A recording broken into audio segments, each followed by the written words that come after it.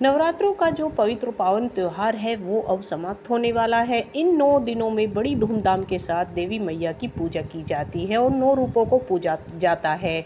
पूजा के दौरान अखंड ज्योत भी जलाई जाती है और इसके साथ ही चौकी पर कलश भी स्थापित किया जाता है, जिसमें नारियल भी रखा जाता है और आम के पत्ते और जो चुनरी भी बांधी जाती है। बहुत से लोगों को नहीं पता होता कि नवरात्रि के समापन के बाद नारियल का क्या करना चाहिए। कलश की स्थापना करना जितना जरूरी होता है उतना ही जरूरी होता है इसे श्रद्धापूर्वक जो हटाना।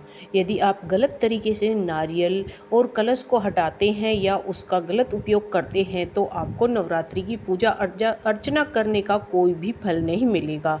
तो चलिए जानते हैं नवरात्रि के समापन के बाद कलश में रखे इस नारियल का और कलश का क्या करना चाहिए। कलश पर रखे नारियल को एक लाल कपड़े में बांध ले।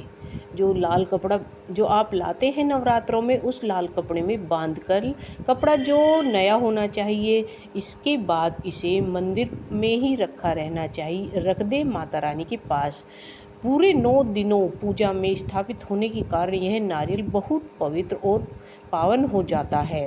कहते हैं इस पर विशेष रूप से मैया रानी का आशीर्वाद होता है। ऐसे में जब आप माता रानी के सम्मुख इसे रखते हैं तो माँ दुर्गा बहुत ही प्रसन्न होती है और आपको सुख समृद्धि का आशीर्वाद देती है।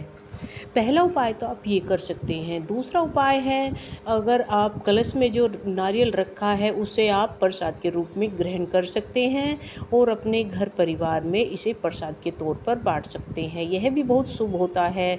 तो कुछ ऐसा करना शुभ नहीं मानते हैं कि इसे हम प्रसाद में नहीं खाते हैं, लेकिन धार्मिक मान्यताओं के अनुसार पूजा के बाद इस नारियल को प्रसाद स्वरूप देवी का भोग लगाकर ग्रहण करना शुभ माना जाता है। अगर आप कन्या बैठा रहे हैं तो इस नारियल को प्रसाद के रूप में छोटी छोटी कंजकों को भी दे सकते हैं और इसके बाद आप भी ग्रहण कर सकते हैं। यह बहुत शुभ होता है। जो आपने 9 दिन तक पूजा में हवन किया है उसकी जो राख बन गई है और जो सामग्री है, धार्मिक मान्यताओं के अनुसार उन्हें जल में प्रवाहित करना शुभ माना जाता है। ठीक उसी तरह आप कलश में रखे नारियल को भी पूजा के बाद साफ जल में प्रवाहित कर सकते हैं। यदि आप नारियल को रख भी रहे हैं तो कलश में रखी बाकी की चीज़ें जैसे अक्षत, फूल, आम के पत्ते आदि को जल में ही प्रवाहित करें। ऐसा करने से पूजा संपूर्ण फल प्राप्त होता है पूजा करने का।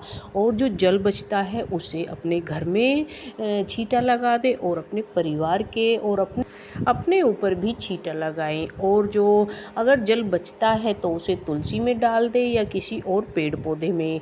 कलश में रखा जल पवित्र होता है, इसलिए इसका छिड़काव घर में करने से नकारात्मक ऊर्जा दूर होती है और सकारात्मक ऊर्जा का संचार होता है।